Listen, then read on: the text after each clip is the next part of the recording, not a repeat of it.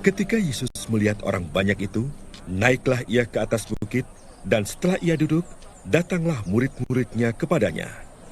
Maka Yesus pun mulai berbicara dan mengajar mereka.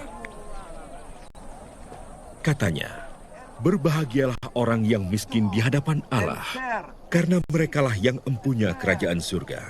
Berbahagialah orang yang berduka cita, karena mereka akan dihibur. Berbahagialah orang yang lemah lembut, karena mereka akan memiliki bumi. Berbahagialah orang yang lapar dan haus akan kebenaran, karena mereka akan dipuaskan.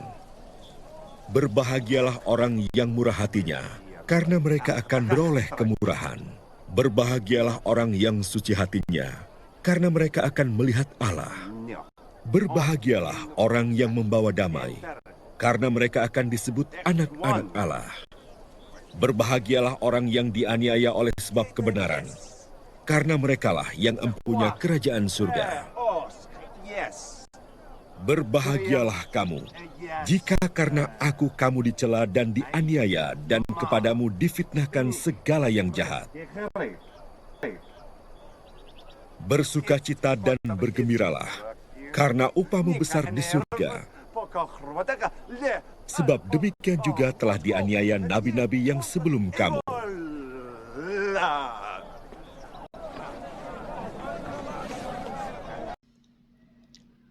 Sampai 8 kali kita dengar dari ucapan Yesus yang mengatakan, berbahagialah. Begitulah Yesus memulai pengajarannya dalam Injil Matius yang terkenal dengan nama khotbah di bukit. Berbahagialah yang miskin di hadapan Allah. Berbahagialah yang berduka cita. Berbahagialah yang lemah lembut. Berbahagialah yang lapar dan haus akan kebenaran. Berbahagialah yang murah hatinya. Berbahagialah yang suci hatinya. Berbahagialah yang membawa damai.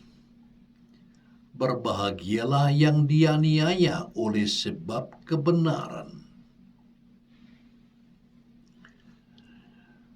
Sabda Yesus ini menjungkir balikan segala pandangan manusiawi kita. Sabda ini sama sekali lain dari filsafat hidup manusia. Sabda ini sama sekali lain dari cita-cita keduniawian. Dalam ajaran ini tersembunyilah kebijaksanaan ilahi. Maksud Allah ialah justru dalam kelemahan manusia menjadi nampaklah kekuatan Allah. Apabila kita mendengar sabda Yesus yang berkata, berbahagialah yang miskin, yang berduka cita dan sebagainya, maka bukanlah kemiskinan ekonomis, bukanlah kelemahan badani, bukan rasa duka atau rasa apatis yang tidak peduli apapun yang dipuji Yesus.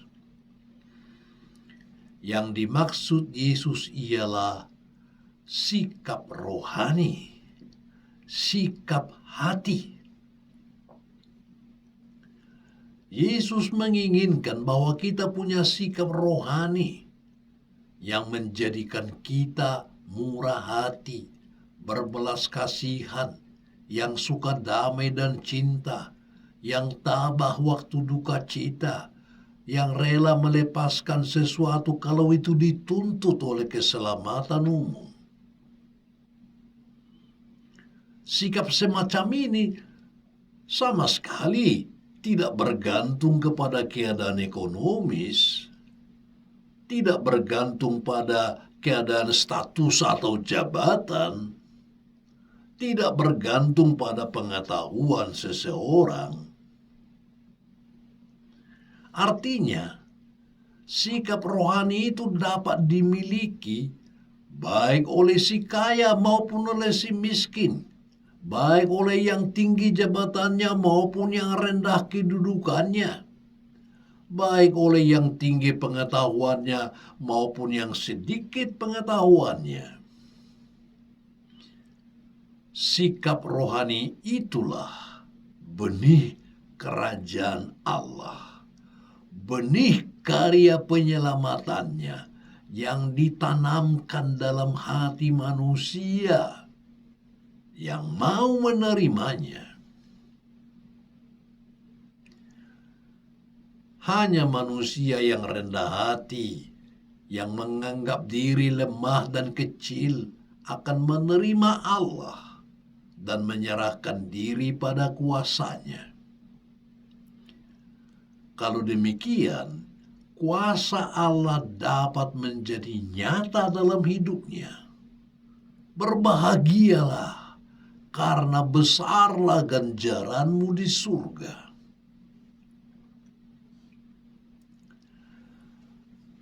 Berbahagialah kamu. Berbahagia artinya bebas merdeka dari segala keduniawian. Walaupun kita hidup dalam lembah kedukaan ini, namun sekarang ini kita bisa memiliki kedamaian serta sukacita yang tidak terganggu. Siapakah yang sanggup memberikan ini? Hanya Kristus.